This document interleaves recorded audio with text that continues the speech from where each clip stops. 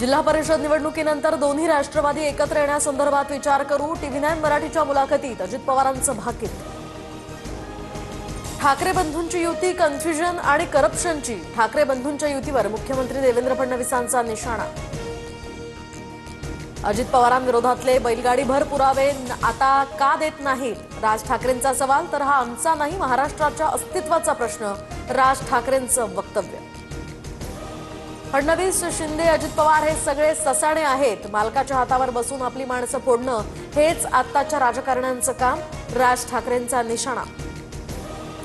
26 जुलैच्या पुरावेळी ठाकरे बंधू कुठे होते? तुमको देखा नहीं, तुमको परखा नहीं, तुमको वोट देंगे नहीं, ही मुंबईकरांची भूमिका। आशिष शेलार यांचा ठाकरे बंधूंवर पलटवार। मला सन्मानपूर्वक जागा मिळाल्या नाहीत, सचिन खरात यांची निवडणुकीतनं माघार। कोणत्याही उमेदवाराला पाठिंबा नसल्याचं खरातांकडून जाहीर। स्थानिक पातळीवरील समस्या मांडण्याचा प्रयत्न, मी सर्व पुरावे दाखवलेत। महेश लांडगेंवर केलेल्या भ्रष्टाचाराच्या आरोपांवर अजित पवारांचं उत्तर।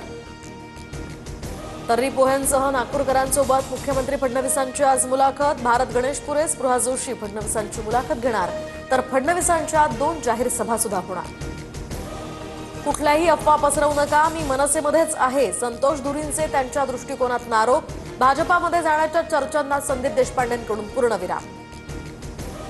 छत्रपती संभाजीनगरमध्ये एमआयएममधील गोंधळ पुन्हा चव्हाट्यावर। एमआयएमच्या रॅलीमधील काही कार्यकर्त्यांना मारहाण। इम्तियाज जलील यांच्या गाडीवरील हल्ल्याप्रकरणी 50 जणांवर गुन्हे दाखल।